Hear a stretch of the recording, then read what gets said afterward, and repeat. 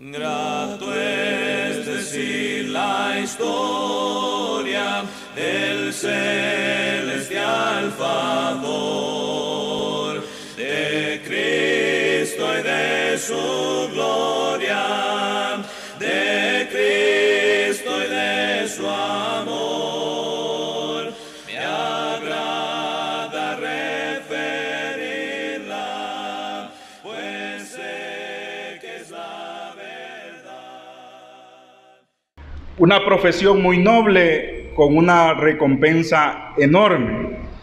Y en esta predicación vamos a estar respondiendo a dos preguntas básicas. La primera pregunta es: ¿qué hemos estado dispuestos nosotros a sacrificar por el Señor? ¿Y qué recompensa nosotros tendremos por eso que hemos estado dispuestos a sacrificar por el Señor? Y para esto quiero que ustedes me acompañen a una lectura allí en el Evangelio de Juan, en el capítulo 4. Evangelio de Juan, capítulo 4. Dice el versículo 27 en adelante, terminando la narrativa esta de la conversación que tiene Jesús con la mujer samaritana, que estuvimos viéndola el miércoles en la clase con nuestro hermano Daniel, ¿se acuerdan? Rodríguez. Pues al final de esa conversación se da esta narrativa, la que vamos a leer ahorita. Dice, verso 27, en esto llegaron sus discípulos y se sorprendieron, dice el texto. Y se sorprendieron porque dice que lo vieron conversando con una mujer. Dice, pero ninguno de ellos se atrevió a preguntarle de qué hablaba con ella. Ninguno de ellos tuvo el valor de decirle al Señor, ¿por qué estás hablando con esta mujer? Ustedes ya, el hermano Daniel nos explicó el factor cultural que hay detrás de este pasaje y por qué los judíos miraban mal que un hombre se detuviera en la calle a platicar con una mujer, y más si esta mujer no era del pueblo de Dios, sino que era una mujer samaritana. Pues dice el 28, mire cómo sigue la narrativa, y yo quiero que le preste atención a esto. Dice, la mujer dejó su cántaro, volvió al pueblo y le decía a la gente, vengan a ver, porque un hombre me ha dicho todo lo que yo he hecho. ¿No será que este es el Cristo?, se pregunta la mujer. Ahora ve el versículo 30. Salieron del pueblo y fueron a ver a Jesús. Ahí hay un punto, porque Juan nos está hablando las cosas que están pasando con la mujer y aquellos que le han escuchado dar el mensaje o pasar el mensaje de Jesús. Y ahora nos va a regresar a la escena de Jesús. Por eso hay un punto allí. Entonces allí hay una frase, dice ahí, mientras tanto, ¿ya se fijó? Porque la mujer, en este caso Juan, quiere a nosotros, a través de esta narrativa, darnos a entender que hay dos escenas ocurriendo al mismo tiempo. Por un lado, la mujer dijo que se había encontrado con uno que al parecer es el Mesías, porque le ha dicho todo lo que ella ha hecho, y los ha invitado a venir a escucharlo. Pero mientras eso sucede, allá en la escena con Jesús está pasando otra cosa. Mire lo que está pasando. Mientras tanto, sus discípulos le insistían a Jesús diciendo, Rabí, maestro, por favor, come. ¿Sí? Porque si usted se acuerda, en la narrativa de la plática con Jesús, dice que Jesús llegó al pozo ahí cerca de las 12 del mediodía. Jesús estaba cansado, estaba fatigado, tenía sed, por eso se acerca al pozo. Y por supuesto tenía hambre, porque había mandado a los discípulos a comprar comida. Entonces cuando los discípulos vuelven y traen la comida que Jesús los ha mandado a traer, ellos le insisten a Jesús que coma, porque es evidente que Jesús está cansado, que Jesús tiene sed y que Jesús tiene hambre. ¿Sí o no?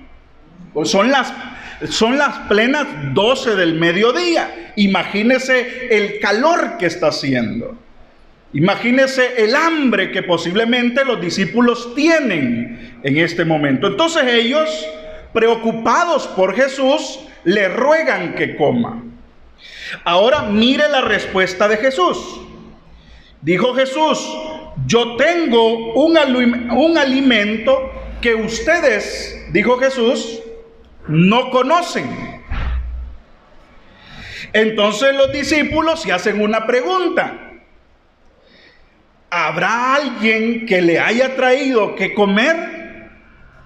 ¿Será que alguien se nos adelantó y le dio comida y está satisfecho?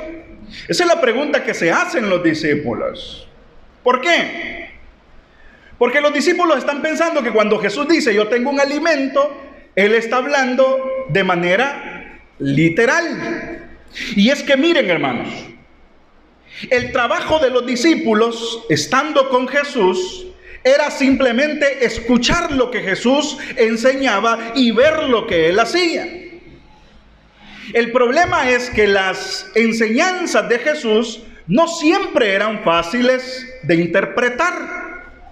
Muchas veces los discípulos en la noche, cuando ya todo mundo se había ido, se acercaban a Jesús y le decían: Señor, explícanos qué quisiste decir con esta parábola, porque había muchas cosas difíciles para ellos. Bueno, en el capítulo 16 del mismo evangelio tenemos un ejemplo cuando Jesús dijo: es necesario que yo me vaya por un poco de tiempo, y les dice ahí un juego de palabras y ellos se quedan preguntando: ¿qué habrá querido decir el Señor con esto de que yo me tengo que ir por un tiempo y un poco de tiempo? Porque hay cosas que a los discípulos les cuesta entender. ¿Sí? Aunque Jesús habla de manera sencilla, de manera simple, porque esa es la cualidad de Jesús como maestro, que ocupa las cosas que tiene alrededor para hablar de verdades profundas. Pero honestamente hay cosas que son difíciles de entender para los discípulos e incluso son difíciles de entender para nosotros. ¿Recuerdan aquella frase que Jesús le dice a Pedro, bien famosa? Le dice: Pedro, lo que no entiendes hoy, lo entenderás después, porque los discípulos habían cosas que honestamente no lograban entender. Y este es un caso de esos. Los discípulos pensaron que cuando Jesús dice: yo tengo un alimento que ustedes no conocen, está hablando de manera literal y que a lo mejor alguien le ha traído de comer a Jesús. Pero no es así. Miren lo que dice el versículo 34. Mi alimento, dice Jesús, es hacer que la voluntad de ¿quién? Del que me envió, y terminar, dice, la obra. Entonces Jesús no se estaba refiriendo a un pan físico, literal, a una comida física, ¿sí? No se estaba refiriendo a eso. Y esta expresión Jesús la ha dicho muchas veces. ¿Se acuerdan cuando llegó María a buscarlo con todos sus hermanos? Jesús estaba dentro y cuando le dijeron a Jesús: tu madre y tus hermanos han venido a buscarte, ¿se acuerdan lo que dijo Jesús? Mi madre y mis hermanos son todos aquellos que hacen la voluntad del Padre que me envió. Entonces Jesús ya ha ocupado esta frase antes. Es una frase característica de Jesús. Lo que yo quiero que resaltemos de esta historia, en primer lugar, es que Jesús tenía hambre, tiene sed, está cansado, pero renuncia a eso que él está sintiendo físicamente, a una necesidad que él tiene. ¿Por qué? Por hacer la voluntad de Dios. Nosotros ahora podemos andar evangelizando, trabajando para el Señor, pero de pronto nos da hambre, tenemos que parar, ¿sí? Tenemos que detenernos, tenemos que buscar comida, tenemos que ir. Bueno, antes de salir a evangelizar, uno lo que piensa es: ¿dónde voy a comer? ¿Sí? O no sé si solo a mí me pasa. Puede ser. Pero uno siempre está pensando, cuando nos lleguen las 12, ¿a dónde vamos a ir a comer? Entonces, si ya tenemos planificado algo, decimos, bueno, si a las 11:30 de la mañana terminamos el evangelismo y todos para la casa de fulano porque allí vamos a comer. Estamos pensando en que tenemos que comer. O decimos, no, si allá nos agarra la tarde, entonces allá buscamos un comedor donde vamos a comer. Siempre estamos pensando en nuestras necesidades físicas, nuestras necesidades fisiológicas, antes que hacer la voluntad de Dios. Yo sé que si es posible, a usted le llaman por teléfono, cuando usted está comiendo, usted no responde la llamada, sino que usted la deja a un lado y usted dice, después de comer voy a devolverle la llamada, porque usted no puede interrumpir su tiempo de comida. Esto no es lo que hace Jesús. Jesús renuncia a la necesidad que él tiene de sed, está cansado, renuncia a la necesidad que él tiene de alimento. ¿Por qué? Por hacer la voluntad ¿de quién? Del Padre. ¿Sí? Entonces, de esta idea yo me he preguntado, ¿qué es lo que nosotros estamos dispuestos a veces a dejar por la obra del Señor? A dejar por servirle a otros, a dejar por anunciarles a otros la palabra de Dios. Aquí está mi esposa de testigo. Un hermano que se llama Arnaldo Rojas, de Nicaragua, cuando yo vivía allá con mi esposa, él era subdirector de la institución donde nosotros estudiábamos. Y él, siempre que hacíamos los grupos para evangelismo, él siempre se burlaba. Decía el hermano Arnaldo, cuando a alguien le tocaba evangelizar conmigo, decía el hermano Arnaldo, se burlaba de las personas porque decía que yo a veces no llegaba ni a almorzar. Y es cierto, cuando nosotros andábamos evangelizando en Nicaragua, habían veces yo no llegaba a almorzar. Porque si a las 11:30 yo me sentaba a platicar con alguien, habían veces a las 2 de la tarde, estábamos terminando la plática, a veces se bautizaban, a veces no, pero no nos importaba realmente renunciar a eso, porque sabíamos nosotros que estábamos haciendo algo más grande, algo más provechoso. Pasábamos hambre, sufríamos, el estómago estaba ahí que sonaban las tripas, como dicen, ¿verdad? Pero sabía yo que estábamos haciendo algo más grande. Ya les he contado a ustedes, en una ocasión bautizamos a una persona a la 1 de la mañana. A las 5 de la tarde comenzamos a platicar, no cenamos esa noche, pero estábamos hablando de Dios, estábamos hablando del Evangelio. A la 1 de la mañana terminamos la conversación, estaba lloviendo, recuerdo yo, y la persona esta dijo, me quiero bautizar. A la 1 de la mañana. A la 1 de la mañana salimos desde la casa de esta persona, a pie, por bajo aquella lluvia, con las mochilas en la espalda, hacia el local a despertar a todo mundo porque esta persona se iba a bautizar. A la 1 de la mañana. Entonces, cuando leo yo ese texto acerca de Jesús, me recuerda eso.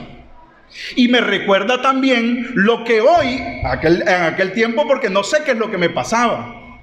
Pero hoy las cosas son diferentes, de verdad. A veces me siento mal, a veces no. Pero las cosas son diferentes. Entonces mi pregunta es, ¿cómo es que nosotros nos llegamos a acomodar tanto por la palabra de Dios? O nos llegamos a acomodar tanto en nuestra vida cristiana que no estamos dispuestos a renunciar a cosas básicas, como el alimento, como el vestido, como el techo. No estamos a veces dispuestos a renunciar a cosas tan básicas como un trabajo, por ejemplo, o cosas más básicas todavía, como una visita a nuestra casa, por ejemplo. A veces la gente llega a visitarnos el día domingo. Usted sabe que es cristiano, ¿sí o no? Usted sabe que es cristiano y la gente tiene que saber que usted es cristiano, ¿sí? Pero cuando la gente le llega a visitar a usted y usted dice, no, pues no voy a ir a la iglesia, sino que me voy a quedar contigo, usted no les está dando ningún ejemplo. Al contrario, usted les está diciendo que es más importante esa visita que el mismo Señor. Y eso no tiene que ser así. ¿Sí? O no tiene que ser así. Y se los está diciendo alguien que lo hizo muchas veces. Yo cuando comencé en la iglesia lo hacía muchas veces. Tenía reuniones y la verdad que siempre he renunciado a esas cosas por el Señor. Siempre he renunciado por aquellas cosas que yo sé, aquellos encuentros familiares, aquellas cosas. Mi familia, por ejemplo. Mi familia a veces me invita, me dicen, mira, fulano de tal va a cumplir años. Lo vamos a celebrar, vamos a tener un almuerzo. Ellos saben que no voy a ir.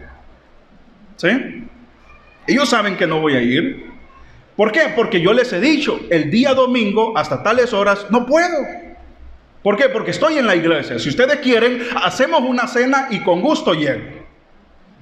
Pero yo en la mañana no puedo. ¿Por qué? Porque yo estoy aquí con ustedes. Y no porque me dedico a esto. Siempre lo he hecho. Desde antes que yo fuera predicador, siempre lo hice. Incluso hubo ocasiones que familiares míos se murieron y no fui a los servicios funerales, a la vela. No fui a esas cosas. ¿Por qué? Porque estaba en la iglesia. Estaba en la iglesia. Entonces, a veces nosotros no estamos dispuestos a renunciar a cosas tan básicas como el trabajo, como la familia, con los compromisos que nos salen a veces y chocan con los horarios que nosotros tenemos para el Señor. Entonces, si yo no miro con esa actitud a Jesús, Jesús pudo haber dicho allí en ese momento, tengo hambre, tengo sed, si quieres me esperas por aquí, voy a ir a comer allá, después de que haya comido, continuamos la plática. ¿O qué te parece si agendamos para mañana, nos volvemos a encontrar aquí a las mismas 12 del mediodía porque hoy tengo hambre? ¿Me explico? Sin embargo, Jesús renuncia a la necesidad que él tiene y dice, no, mi comida y mi alimento es hacer la voluntad de aquel que me envió. Entonces, cuando yo miro esa actitud en Jesús, yo me pregunto, ¿qué es lo que nosotros hemos estado dispuestos a renunciar por el Señor? Y esto no es nuevo. En todo el Nuevo Testamento se remarca. ¿Se acuerdan cuando el Señor Jesús llamó a los 12? ¿Se acuerdan cuando llamó a Pedro, cuando llamó a Andrés? ¿Qué pasó con ellos? ¿Qué estaba haciendo Pedro y qué estaba haciendo Andrés? ¿Qué estaban haciendo?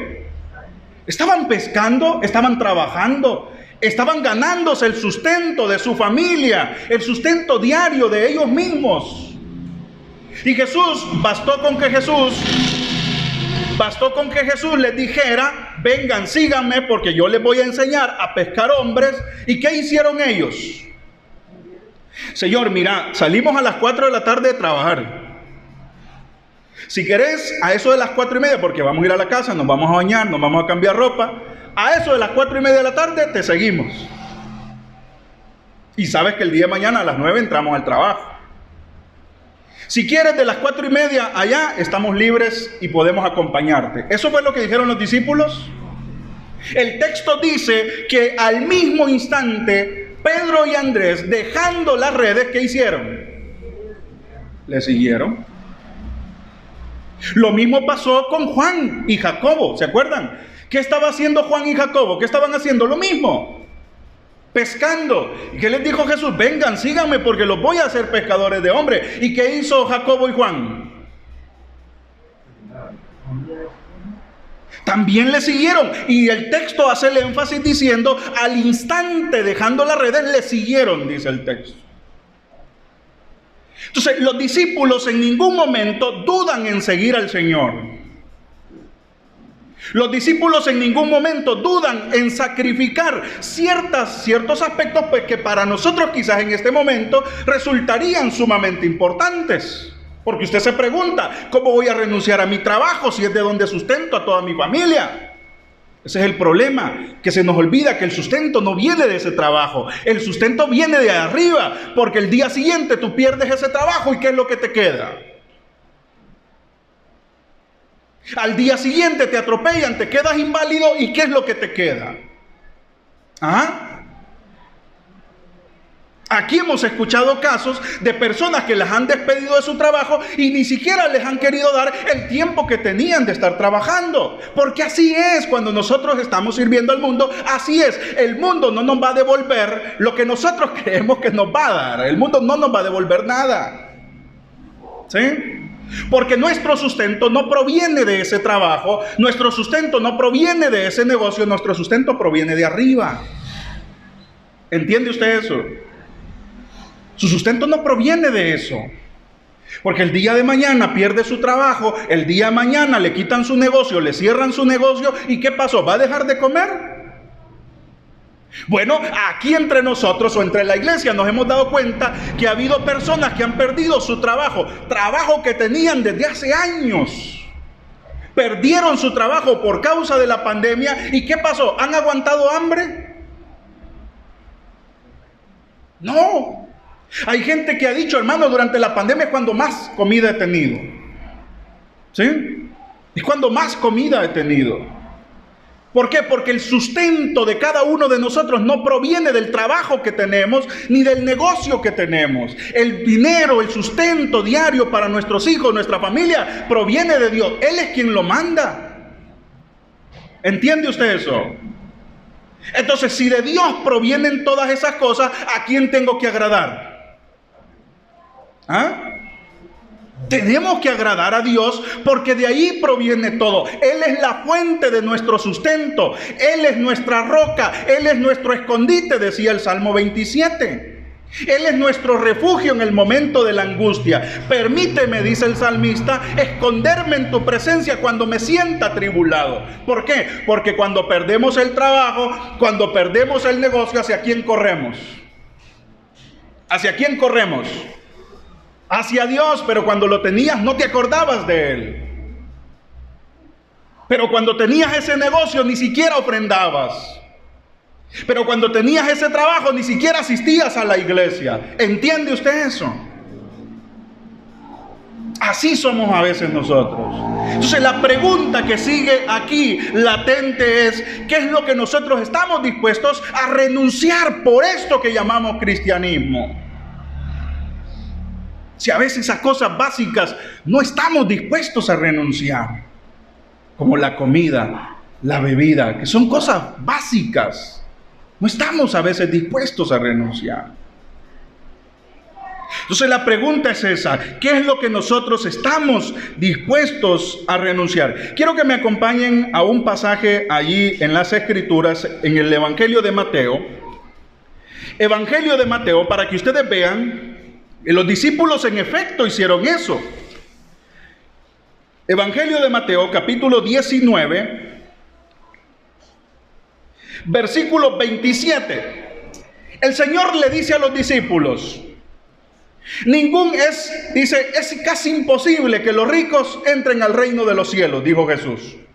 Entonces los discípulos en el versículo 27 le hacen una pregunta al Señor. Le dice Pedro. Entonces, dice la Escritura, le dijeron al Señor: Señor, nosotros lo hemos dejado. ¿El qué dijeron los discípulos? ¿Qué habían dejado? Y eso era cierto. Eso era cierto. Los discípulos habían dejado todo. Eso era cierto. Ellos no le están mintiendo al Señor. Es cierto. Ya vimos el ejemplo de Jacobo y Juan, ya vimos el ejemplo de Pedro y Andrés. Lo dejaron todo. Renunciaron a todo lo que tenían por seguir al Señor. Ahora, pero aquí hay una pregunta. Dicen los discípulos: Señor, nosotros lo hemos dejado todo por seguirte. ¿Sí? Y el Señor sabe que eso es verdad. Los discípulos han dejado todo por seguir al Señor. Entonces dice: nosotros lo hemos dejado todo por seguirte. Le reclamó Pedro. Y le hace la pregunta Pedro al Señor: ¿pero qué recibiremos de eso? ¿Qué recibiremos de eso? ¿Qué recompensa tendremos de eso? Dice Pedro. ¿Es una pregunta válida, sí o no? ¿Es una pregunta válida, sí o no?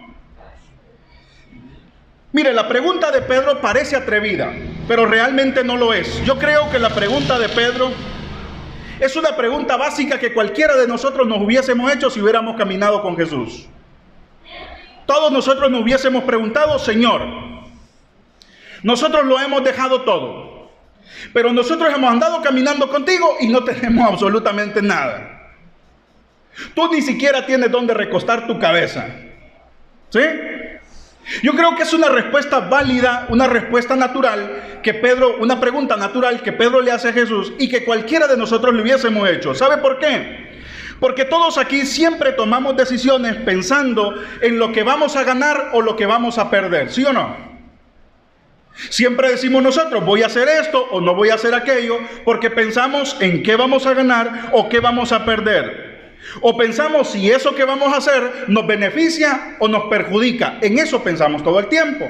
Y es normal. Antes de tomar una decisión siempre pensamos de esa forma. Siempre pensamos si eso que vamos a hacer nos quita o nos trae. ¿Sí? Antes de tomar una decisión siempre pensamos si eso que vamos a hacer nos conviene o no nos conviene. Por ejemplo, cuando una persona está a punto de entregar su vida al Señor, ¿qué es lo primero que piensa? Eso es lo que piensa. ¿Qué voy a dejar? Pero rara vez se pregunta, ¿qué es lo que voy a ganar? Pero siempre nos estamos preguntando si nos conviene o no nos conviene. Tengamos o no tengamos las razones correctas, siempre nos preguntamos, ¿me conviene o no me conviene seguir al Señor en este momento de mi vida?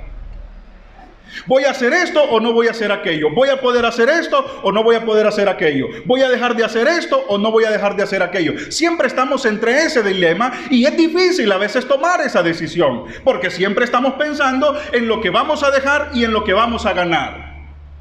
Y ojalá que razonáramos correctamente acerca de eso, porque si nosotros pensáramos realmente en lo que vamos a ganar si seguimos al Señor, nos diéramos cuenta que realmente vale la pena. ¿Sí? Vale la pena. Cualquier cosa que usted pueda dejar por seguir al Señor, vale la pena. Se lo estoy diciendo yo. Vale la pena que usted deje cualquier cosa a la que usted no quiera renunciar hoy, en este momento, se lo estoy diciendo. Vale la pena dejarlo por seguir al Señor. Se lo estoy diciendo. Recuerde la historia de Job. Recuérdelo. ¿Cuál es la frase que emite Job cuando se ve sin nada? Dice Job, porque desnudo venimos a esta vida. ¿Y cómo dijo Job? ¿Desnudo qué? Nos vamos. Job, al verse sin nada, tiene que renunciar a todo eso. Se ve obligado a renunciar a todo eso y cae en cuenta Job y dice, bueno, a este mundo venimos sin nada y nos vamos también sin nada. Jehová dio, dice Job, y Jehová quitó. Tenemos que aceptar las cosas que tenemos que dejar, pero ahora sí, recuerde el final de la historia de Job. ¿Qué pasó al final de la historia de Job? El Señor le devolvió el doble de lo que tenía. Y dice además el relato, termina diciendo que Dios le permitió a Job tener una vida larga, dice, hasta morir en paz.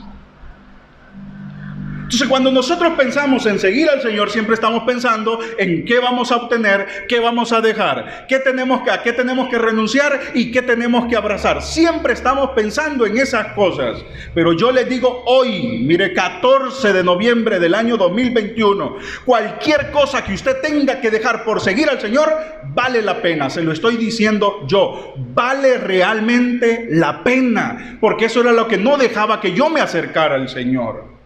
Porque yo siempre pensaba en todo lo que yo tenía que dejar. Siempre estaba pensando, tenía que dejar de fumar, tenía que dejar de consumir drogas, tenía que dejar de tomar alcohol, tenía que renunciar a todas esas cosas. Y siempre pensaba en todo eso. Tenía que dejar a mis amigos. Yo se los he contado muchas veces a ustedes. Gente con la que yo crecí comiendo del mismo plato, agarrando comida del mismo plato, metiendo la mano en el mismo plato. Gente con la que yo pensé que iba a morir al lado de ellos. Gente con la que yo pensé que iba a estar todo el tiempo con ellos. Jesús viene, me cambia la vida y Jesús me dice, tienes que renunciar a eso. Y tuve que renunciar. Y no es que haya dejado eso porque soy creído y porque ahora tengo, no. Simplemente porque yo sabía que era lo que el Señor me estaba exigiendo a mí, pero en el fondo yo sabía que si lo hacía, el precio que iba a pagar no era tan alto como lo que yo iba a ganar al momento de hacerlo. Si yo no hubiese pesado eso, no estuviera aquí hablándoles a ustedes esta mañana. Pero aquí hay alguien que les está diciendo que realmente vale la pena seguir al Señor. Vale la pena. Vale la pena. Ahora yo miro a todos mis compañeros, aquellas personas con las que yo crecí de pequeño, y honestamente me llena de tristeza. Muchos de ellos están muertos. Muchos de ellos siguen en la misma vida. Una vez estábamos con Iván allá, andábamos con Iván por allá en Metalillo, estábamos con Iván, no andábamos de vacaciones, sino que nos invitaron a comer. Y andaba un bus en una excursión, y para sorpresa era toda la gente de allá de la colonia donde yo vivía antes. Y yo miro aquel grupo de personas con música, fumando, tomando y haciendo esto, y cuando yo me doy cuenta, es la gente con la que yo me mantenía. Y yo inmediatamente, es aquella sorpresa, y digo yo, así anduviera yo como ellos. Se lo digo, me regocijé donde los vi, no por cómo andaban ellos, sino por cómo estaba yo en ese momento. Se los digo, gracias a Dios andaba la mascarilla. Entonces, a veces uno tiene que estar dispuesto a dejar ciertas cosas por seguir al Señor. Pero se lo estoy diciendo yo, vale realmente la pena. Cualquier cosa que nosotros tengamos que dejar por el Señor, vale realmente la pena. Pero siempre nosotros estamos pensando en eso. Pero rara vez nos detenemos a pensar qué es lo que nosotros ganamos. Otro ejemplo que les puedo poner, por ejemplo, muchas veces en mi vida, en este momento y antes de esto, yo les decía, yo admiraba a la gente que se dedicaba a servir al Señor a tiempo completo, los admiraba. Desde que entré a la iglesia, admiraba a toda esa gente. Yo decía, quiero ser como ellos, quiero hacer lo que ellos hacen, decía yo en mi corazón. Porque anhelaba a servir al Señor a tiempo completo. Yo miraba a la gente que se dedicaba a eso. Y yo me sentía, no sé, entusiasmado, quería hacer eso. Pero ahora que las cosas son diferentes y que ahora que estoy en esto, a veces me pregunto, a veces vienen preguntas a mi mente como, ¿valdrá la pena? ¿Ganaré algo realmente con esto? ¿Hacer esto es lo que más me conviene? Y a veces me he llegado a preguntar, en serio se lo digo, ¿qué pasaría si yo me dedicara a otra cosa? ¿Qué pasaría si yo fuera mecánico? Si fuera panadero, si fuera cobrador en la 236. Ahí me vieran ustedes pasar todos los días. Allá vale, hermano Jaime, me vieran ustedes. Hasta les pitara ahí, les hiciera bulla para que no escucharan el culto. Si vendiera panes chucos. No, eso no, porque me los comería. ¿Qué pasaría si yo me dedicara a otra cosa? A veces me he puesto a pensar. Y les voy a dar esto como testimonio. En el año 2009, en el año 2019, yo comencé a estudiar psicología. Y Dios sabe que cuando yo comencé a estudiar, el diablo me estaba atacando. ¿Sabe por qué? Porque lo que yo estaba pensando es que me iba a dedicar a eso. Yo dije, termino de estudiar psicología, pongo una clínica o me dedico a un trabajo relacionado a eso y dejo esto. Estudié un año. Pero sabe, al final, el mismo Espíritu Santo, no del demonio, aunque también, porque estaba allí también, comenzó a luchar dentro de mí. Y caí en cuenta. Dije yo, esta no fue la promesa que yo le hice al Señor. Dejé de asistir como a 3 eventos que me habían invitado a predicar. Dejé de asistir porque estaba estudiando y no podía dejar de asistir a la universidad. Y comenzó a haber un conflicto dentro de mí y me pregunté, ¿es esto a lo que me quiero dedicar realmente? ¿Es esto a lo que el Señor me ha llamado? Entonces caí en cuenta que no. Entonces, ¿saben? Tomé la decisión.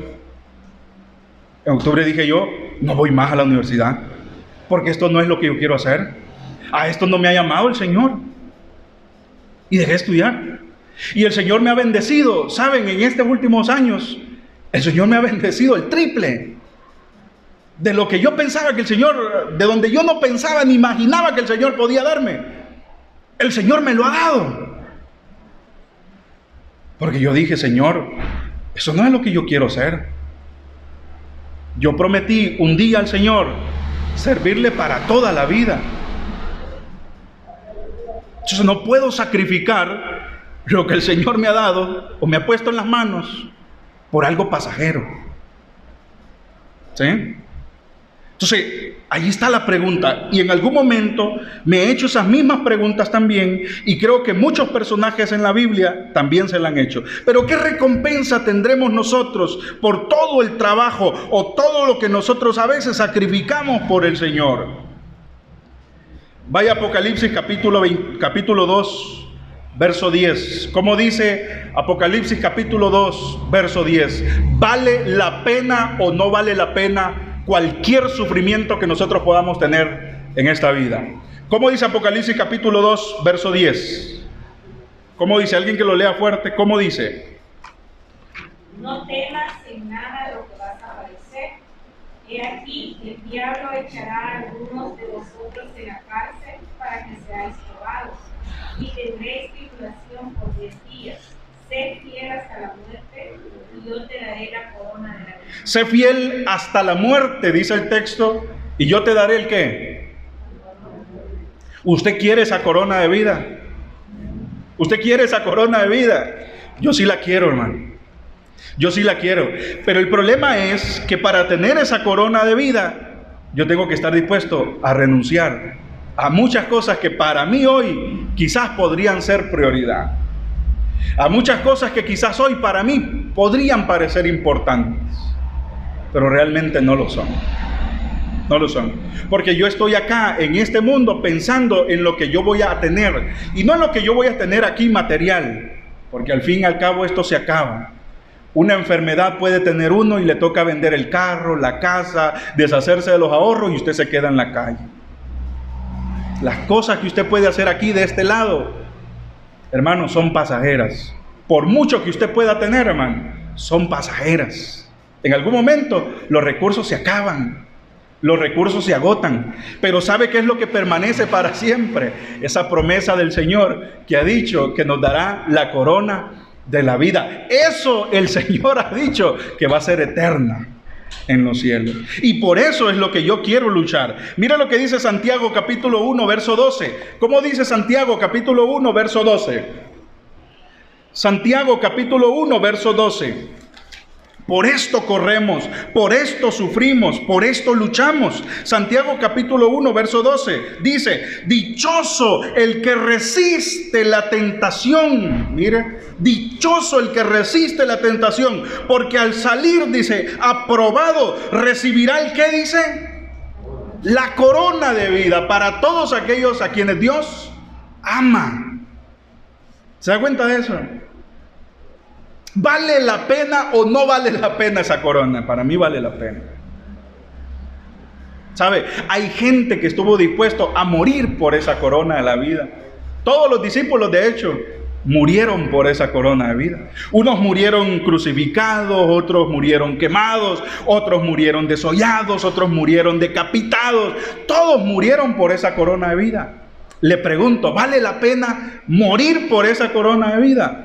Vale la pena, hermanos.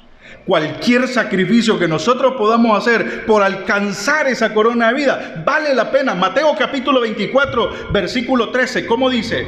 Mateo capítulo 24, verso 13. Oiga las palabras de Jesús. Así cantamos nosotros. Dijimos, todas las promesas de Jesús, dice, son apoyo poderoso, dice el canto de nuestra fe. ¿Cómo dice Mateo capítulo 24, verso 13? Hasta el que persevere hasta el fin, ese será salvo. Oiga, el que persevere hasta cuándo, dice, hasta el fin, hermanos. Esto, hermanos, no se trata de llegar primero o de llegar último. No se trata de eso. La vida eterna es la única carrera que se corre, no queriendo llegar ni primero ni de último. Es la única carrera que se corre y que solamente se gana con llegar. Ese es nuestro logro. Esa es nuestra meta. Nuestra meta es llegar, nada más. Si usted logra llegar, dice aquí el texto, dice, ese tendrá la corona de ¿qué dice? De la vida. Ahora mire lo que dice 2 de Timoteo capítulo 4, versículo 7. Mire cómo dice. 2 de Timoteo capítulo 4, verso 7. Oiga cómo dice. ¿Qué estamos dispuestos a dejar nosotros por el Señor? ¿Estamos dispuestos o no a dar testimonio de nuestra fe? ¿Qué estamos dispuestos a hacer por el Señor? ¿Cómo dice? 2 de Timoteo capítulo 4 versículo 7 y versículo 8. ¿Cómo dice? He peleado la buena batalla, he acabado la carrera, he ganado la fe, he guardado la fe. Por lo demás, dice Pablo, Me espera el qué, dijo Pablo. Qué bonito, hermano, terminar la vida de esta manera, hermano. Qué bonito, oye. Qué bonito terminar la vida diciendo estas palabras de Pablo. He peleado la buena batalla. He acabado la carrera. Y por lo demás, dice Pablo, me espera esa corona de justicia. Dice Pablo. Por lo demás me espera esa corona de justicia que el Señor, el juez justo, otorgará aquel día. Y no solo a mí, dice Pablo, sino también a todos los que con amor hayan esperado, dice, su venida. Hermano, ¿quiere usted esa corona? ¿Qué está dispuesto usted a dejar, hermano? ¿Qué está dispuesto usted a hacer? Esa es una gran promesa, hermanos, que a veces, hermanos, nosotros cambiamos por cosas tan vanas, hermano. Mire estas sillas. Mire estas sillas, hermano. Cambiar algo tan hermoso como esa corona, hermanos, por algo tan pasajero como esta vida. ¿Cree usted que es justo, hermano? ¿Cree usted que es justo dedicarle apenas 3 horas al Señor en la semana, hermanos? Y ni siquiera hacer eso, hermanos. ¿Cree usted que es justo? Es justo, hermano, que el Señor haya subido a la cruz, haya muerto, haya derramado toda su sangre. Y por esto, hermanos, por esta clase de cristianismo, ¿cree usted que es justo eso? A mí me avergüenza, ¿no? A mí me avergüenza. ¿Sabe por qué? Porque recuerdo las palabras del apóstol Pablo, capítulo 11 de 2 Corintios. ¿Se acuerdan ustedes? Lean el capítulo 11 de la segunda carta a los Corintios, léanlo. Ahí Pablo narra todo el sufrimiento que él tuvo como discípulo. Dice Pablo, fui azotado 5 veces. 5 veces recibí, dice Pablo, 40 azotes menos 1. Fui arrastrado, dice, por las afueras de la ciudad muchas veces, dice Pablo. Fui apedreado, dice, en varias ocasiones. Sufrí, dice, el peligro de hermanos, peligros en la calle, peligros de que me robaran. Me golpearon un montón de veces, dice Pablo.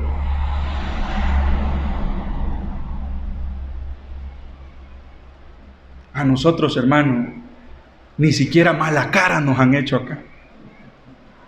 Si yo les he hecho mala cara es porque así es mi cara, pero no es que les he querido hacer mala cara. Pero ni siquiera mala cara les han hecho en este lugar, hermano. Si aquí, en este lugar, en esta iglesia, es donde más les hemos mostrado el amor a ustedes. Es donde más hemos estado dispuestos a dejar por ustedes. Hay gente aquí que la hemos amado, le hemos demostrado el amor, les hemos ayudado, los hemos acompañado. ¿Qué más podemos hacer, hermanos?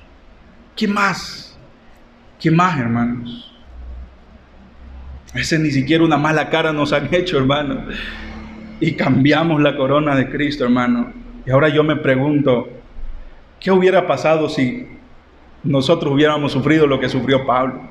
Ser apedreados, ser arrastrados, recibir azotes, ser despojados de nuestras pertenencias, pasar hambre, dice Pablo, desnudez, peligros, dice Pablo, de espada, de guerra.